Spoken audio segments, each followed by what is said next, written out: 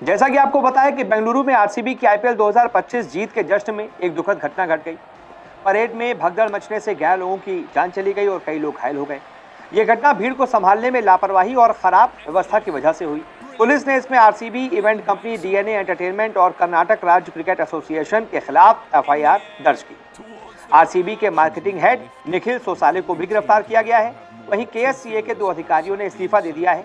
पीड़ितों के परिवारों ने अदालत में मुआवजे की मांग की है। वहीं बीसीसीआई का कहना है कि परेड आरसीबी का निजी कार्यक्रम था। इस मामले में जांच जारी है और आरसीबी पर बैन लगने की अफवाहें भी आ रही हैं। ये घटना इसलिए हुई क्योंकि वहां बहुत ज्यादा भीड़ थी और भीड़ को संभालने के लिए सही इंतजाम नहीं थे। जो प्रत्यक्षदर्शी थे उन्होंने बताया कि वहां से निकलने के लिए सही रास्ते नहीं थे। आपातकालीन चिकित्सा सेवा भी ठीक से उपलब्ध नहीं थी। आयोजकों और अधिकारियों के बीच तालमेल की कमी देखी गई। इन कमियों की वजह से भगदड़ मच गई और इतना बड़ा हादसा हो गया। अब बेंगलुरु पुलिस ने इस मामले में एफआईआर दर्ज की है। ये FIR RCB event management company, DNA entertainment और कर्नाटक राज्य क्रिकेट संघ के खिलाफ दर्ज की गई है। पुलिस ने आरसीबी के मार्केटिंग हेड निखिल सोसाले को गिरफ्तार कर लिया है। केएससीए के 2 अधिकारियों सचिव ए शंकर और कोषाध्यक्ष ईएस जयराम ने भी इस्तीफा दे दिया है।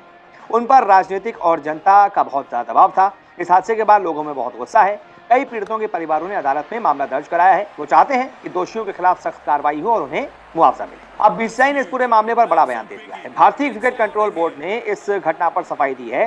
बीसीसीआई का कहना है कि यह परेड आरसीबी का निजी कार्यक्रम था। बीसीसीआई ने इसे आयोजित नहीं किया था। बीसीसीआई के सचिव हैं देवाजीत सैकिया। उन्होंने कहा कि यह घटना दुर्भाग्यपूर्ण घटना थी। उन्होंने ये भी कहा कि किसी स्तर पर बीसीसीआई को कुछ करना होगा, हम चुप नहीं रह सकते। यानी कि उन्होंने सीधा सीधा आरसीबी को इसके लिए जिम्मेदार बता दिया। उन्होंने आरसीबी के लिए कह दिया कि आरसीबी का निजी कार्यक्रम था, बीसीसीआई ने आयोजित नहीं किया था और बहुत दुर्भाग्यपूर्ण थी। बीसीसीआई को कुछ करना होगा, हम चुप नहीं रह सकते। यानी कि वो कह रहे हैं कि भाई आरसीबी का निजी कार्यक्रम था, उसकी वजह से मौतें हुई, तो हम आरसीबी पर कोई ना कोई तो कार्रवाई करेंगे, हम चुप नहीं रह सकते। यानी कि आरसीबी पर बैन होने की खबर अफवाह नहीं थी, इसमें दम था। सैकिया ने आगे कहा कि ये आरसीबी का निजी मामला था, लेकिन बीसीसीआई भारत में क्रिकेट के लिए जिम्मेदार है। हम ये सुनिश्चित करने की कोशिश करेंगे कि भविष्य में ऐसी घटनाएं ना हो। यानी कि वो फिर कह रहे हैं कि ये आरसीबी का निजी मामला था, बीसीसीआई इसके लिए जिम्मेदार नहीं है। बीसीसीआई भारत में सिर्फ क्रिकेट की जिम्मेदार है, ऐसा आगे ना हो, हम ये सुनिश्चित करेंगे। कैसे सुनिश्चित होगा? जब वो कोई सख्त कार्रवाई करेंगे, वो एक नज़ीर पेश करेंगे, ताकि आगे से कोई भी फ्रेंचाइजी ऐसी लापरवाही ना कर पाए। अब ऐसी स्थिति में आईपीएल बीसीसीआई की सबसे कीमती संपत्ति है। इस घटना ने बीसीसीआई को मुश्किलों में डाल दिया है।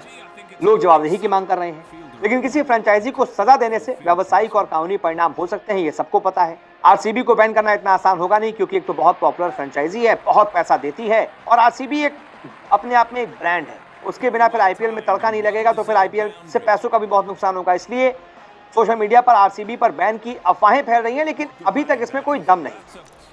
छोटी मोटी कोई कार्रवाई हो सकती है, जुर्माना हो सकता है, लेकिन बैन होने की नौबत मुझे नहीं लगता कि अभी आएगी। ये सिर्फ लोग कह रहे हैं कि आरसीबी को 2026 आईपीएल सीजन में बैन किया जा सकता है, हम नहीं कह रहे हैं। हम ये कह रहे हैं कि भाई बीसीसीआई पहले भी मैच फिक्सिंग वाले कांड में Chennai super Kings, Rajasthan Royals को स्पॉट फिक्सिंग के मामले में बैन कर चुकी है, लेकिन वो बहुत बड़ा मुद्दा था, स्पॉट फिक्सिंग का मुद्दा था, साबित हो गया था। अभी आरसीबी पर दोष साबित नहीं हुआ है। हो सकता है वहां पर जो स्टेट एसोसिएशन है, क्रिकेट एसोसिएशन, उसकी गलती हो। आरसीबी ने साफ बताया हो कि भाई हम जश्न मनाएंगे, तो आप इंतज़ाम कर दीजिए, लोग आएंगे तो मतलब बहुत सारी चीज़ें हैं।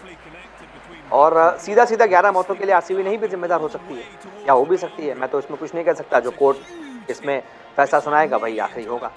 तो जहाँ तक बीसीसीआई की बात है, बीसीसीआई की तरफ से तो ये एक सख्त रुख अपना रहा है, सामने आ रहा है कि भाई अगर उनके सचिव खुले तौर पर ये बोल रहे हैं कि आरसीबी का निजी कार्यक्रम था, वो अपना पल्ला झाड़ रहे हैं, यानी उन्होंने आरसीबी पर सीधा जिम्मेदारी फोड़ दी कि आरसीबी जिम्मेदार है भाई इसके लिए। वो कह रहे हैं हम कुछ ना कुछ तो करेंगे।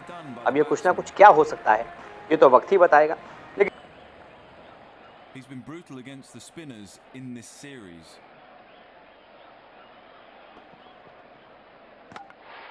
Inside edge and ball.